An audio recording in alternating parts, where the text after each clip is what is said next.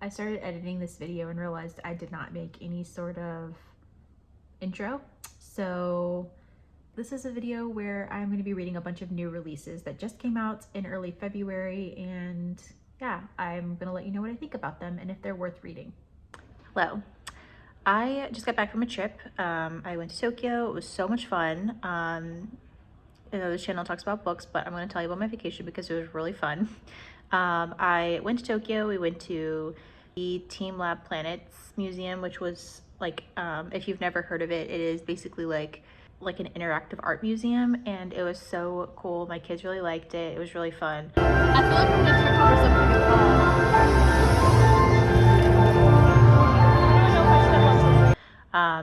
and we went to Disney Sea, which again, if you're not familiar, Japan is the only place in the world that has that. It's like right next to their Disneyland, but it's Disney Sea, and it's like a lot more focused on like sea related movies, and it's just really cool, and it's like heavily focused on like ocean type things. Really good time. I love Disney. I love it so much, but I don't love roller coasters. I actually really hate them. So my family loves getting on them, but I like will not. So I'll be like, I will hold everyone's bags. You guys have a great time, and I'm gonna wait right outside the entrance. So what am I doing during those times when they're on the roller coaster? I'm reading.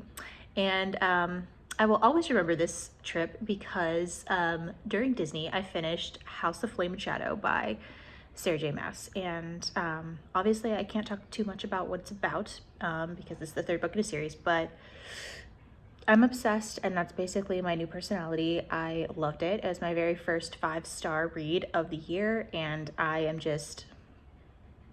love it. I loved it so much. And like, I actually wasn't even the biggest fan of the first two.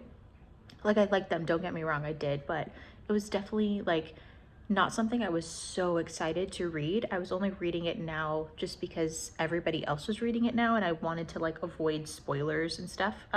So I just figured like I'll read it when everyone else is reading it. And it, like, you know, it gets you hyped up when everybody else is reading the same book everywhere in the world. And I gotta say, like, this is absolutely the best one in my opinion. I loved that book.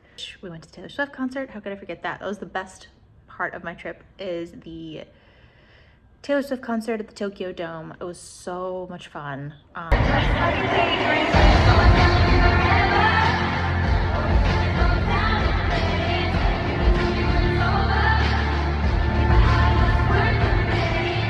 Everybody was there. It was such a good time. My kids loved it. Like, and honestly, I've never really been to a big concert like that before.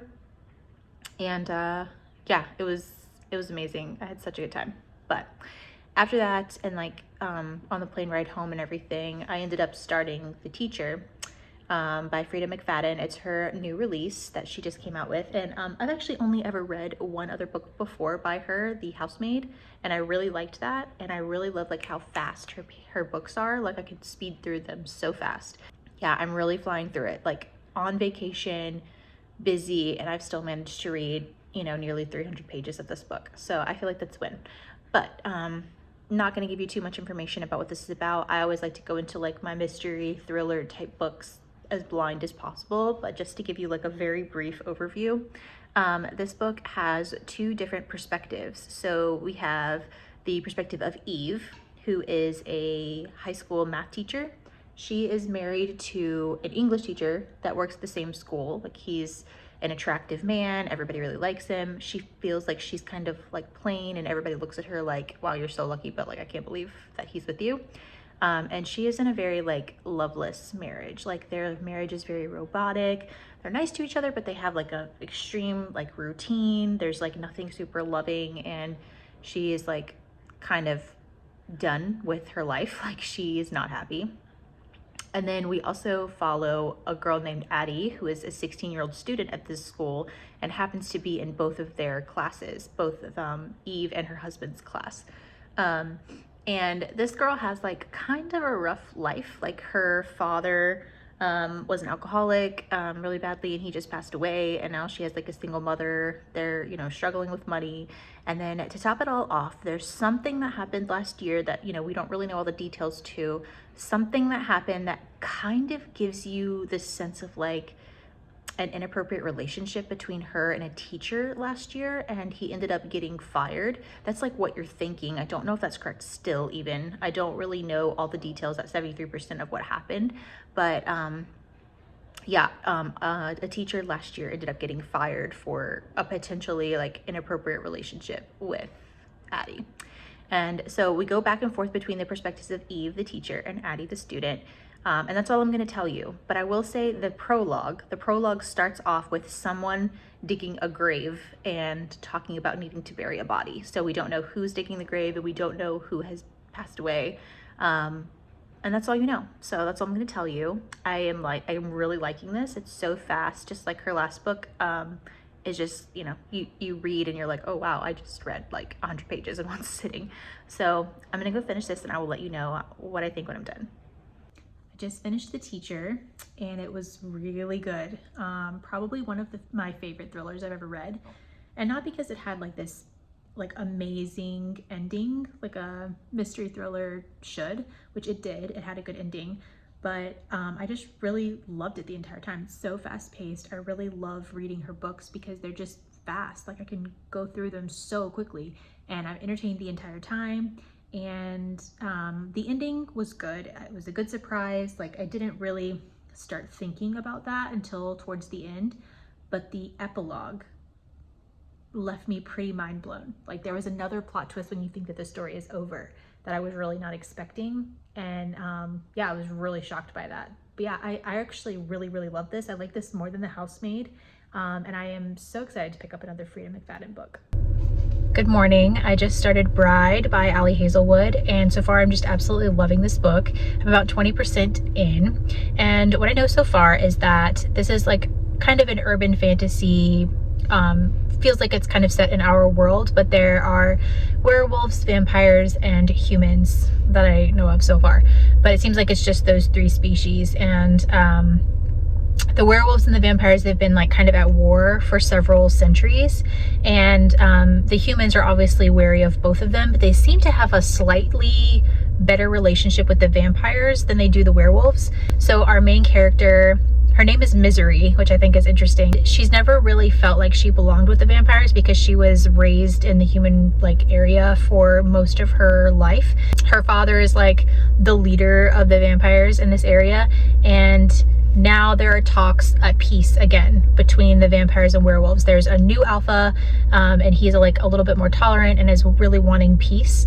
And so now there is talk of this like marriage to combine the two species and hopefully have peace. Like this has been tried before several times. The last time it ended up in this major massacre, so it's a little terrifying. But our girl Misery is selected as the bride, and she has to go live in werewolf territory with her husband for 1 year. And she's obviously pretty nervous about that. She's going to be alone in a world where, this entire species hates her, and she's going to be cut off from the rest of her family. Not that she's really that close with her family or with her species anyway.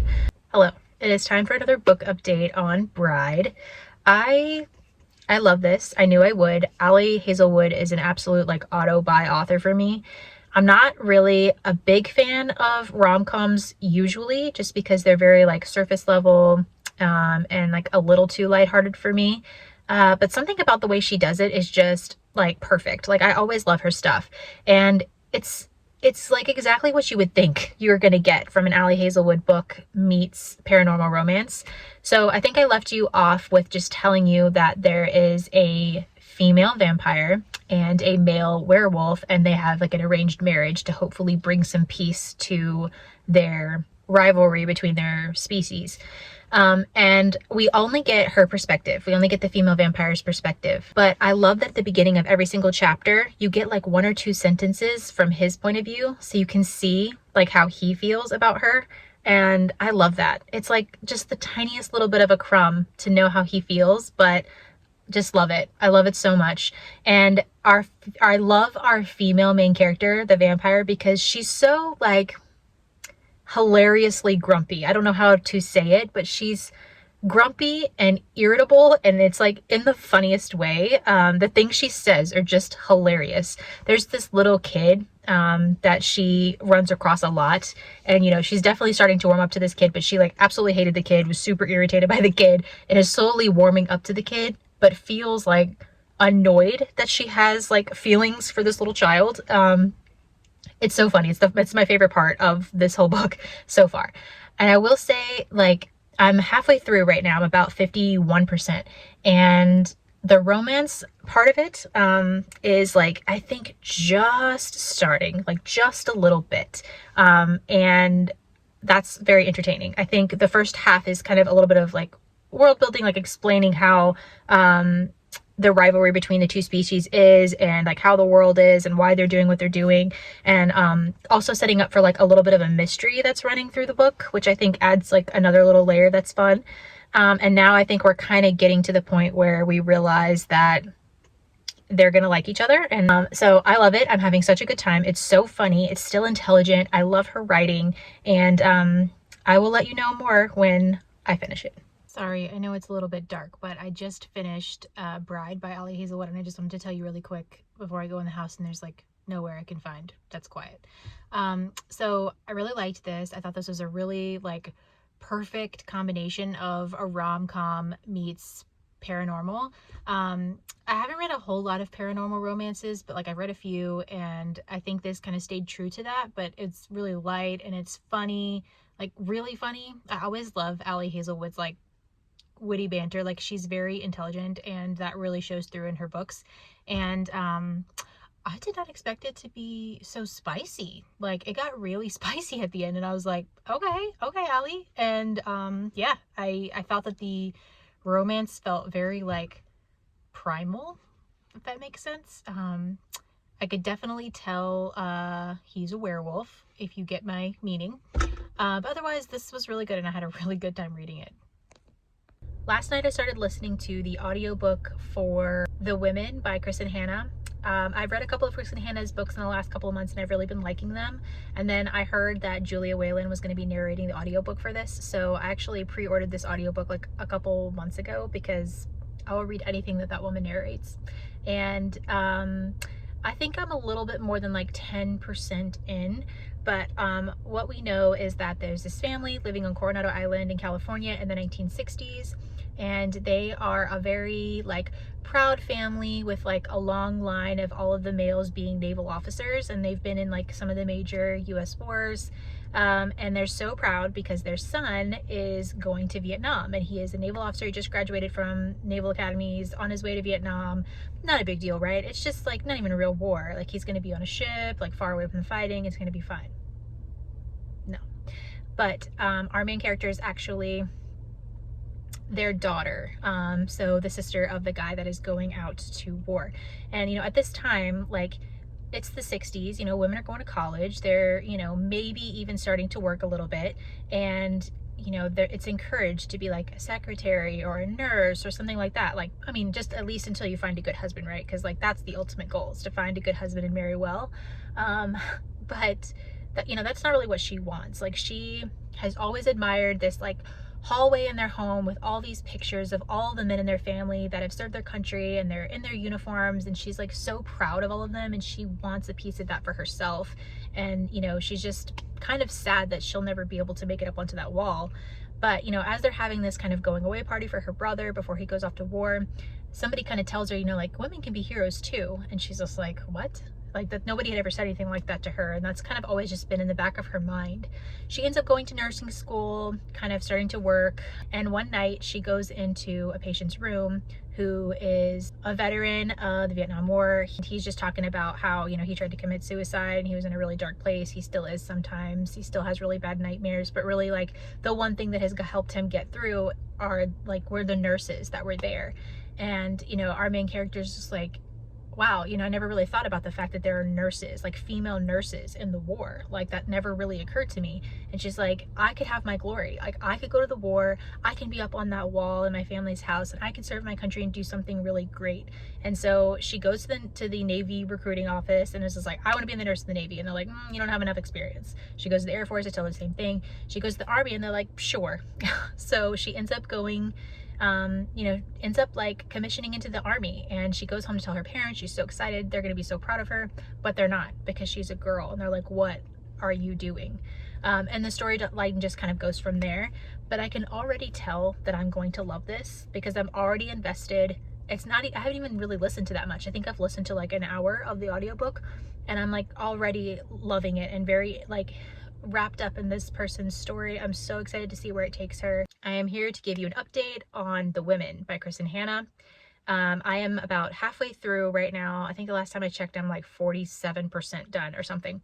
I don't know what it is about this book, but I am incredibly engrossed in this story. Like, I haven't felt like this about a book in forever. And I think the last time I left you, I told you our main female character, Frankie, you know, who came from a family, a long line of naval officers, really wants to make her parents proud. She wants to fight for her country. She wants to be a military nurse. The Navy and the Air Force won't take her because she doesn't have enough experience. So the Army takes her, and she goes to Vietnam, and the novelty of making her parents proud and serving her country kind of wears off quickly when she's like really in the thick of the war, and how awful and terrifying it is. And I think that this is just like researched so well. Like, I feel like I'm in Vietnam in the 60s. Like, I feel it everywhere. Like, not only is this setting like just really immersive, but like the horror of some of the things that this woman is seeing as a nurse, like some of the horrible things that she has to witness, as well as like some of the like epic friendships, like trauma bonding friendship, call it whatever you want, but these things are just like, these friendships are so like intense. And then her relationships, and like the humor that, you know, you have to have like this dark sense of humor to deal with it all. Like they say, you know, you laugh or you cry, and you got to pick one. And it feels real and true to how the military is, like even down to like the everyday lingo that they're using. And I love at the beginning when you see how her inexperience is affecting the mission, and she's like, you know, they're like, get out of the way, like you have to learn or get out of the way, like you're taking too much time, we don't have time for you to be nervous, you got to get in there and learn, and you got to do it right. And just like the overwhelming feeling and the pressure to like save these people's lives because no one else is there. And it's scary, and I feel terrified with her, and just watching her grow and just become this like badass nurse. And it's just like, it's emotional. Like, all the stuff that she goes through is so emotional. Like, yeah, I am absolutely loving this. I don't see how this isn't going to be a 5-star, and I don't know how there's going to be another book that I read this year that's going to top it, because it is perfection. I love it so much, and I will let you know how I feel when I've finished it. But as of right now, it is phenomenal. Like, absolutely phenomenal. Okay, so I finished The Women. I gave it 5 stars, but I will say the first half of this book was phenomenal, like amazing. I loved every little thing about it. Like, I wouldn't have done anything different. But the second half, I definitely had like some minor issues with. Like, most importantly, I think there was a little bit of a pacing issue, and then there were a couple of things that I just wish would have gone a little differently. And I can't say much, but there was this thing from like chapter 1, this thing that I was hoping was going to happen at the end that didn't happen, and I was frustrated by the fact that this thing didn't happen. But I don't think this is a perfect book. That's all I'm going to say. I don't think it's a perfect book. I don't think it's going to be a 5-star for everyone. But, you know, I've read plenty of books that are perfect in every way, and I can't even really put my finger on why I'm not giving it a 5-star. It just doesn't give me the feeling. And this is the opposite. While I can find flaws with this book, and I don't think it's a perfect book, it gave me all the feelings in the world. I haven't felt this way about a book in such a long time, and it was just nice to be completely like captivated by a book. Yeah, I had all the feels. Like, I laughed, I cried multiple times, like ugly cried, you know. I was inspired, and I was angry, and just like every emotion came out of me when I was reading this. And I will definitely read this book again, and I think it's always just going to hold a special place in my heart, and I think that I will always think about this book. And it just hit me in a way, like, if you know, you know, like how a book can make you feel. It was so good. So as you can see, I had some pretty good success with these new releases. All of them were hits for me. I really, really liked all of them. Like I said about House and Flame and Shadow, I rated that 5 stars. I rated The Teacher like 4.5 stars. I even rated it a 5 when I first finished it, and then I thought about it a little bit more and I'm like, okay, it's more like a 4.5, but still like incredible. And then I rated Bride 4.25 stars, very good. And then The Women, 5 stars. I absolutely loved it, and it's going to be like it's definitely one of my favorite books so far. It's only February, I know that, but I think that it's going to be one of my favorite books this year. I loved it so much. But that is it for this video. I really hope that you pick up one of these. There's really something for everybody in there, so I hope you pick one up, and I hope that you love them as much as I did. So I will see you next time, and have a great day. Bye.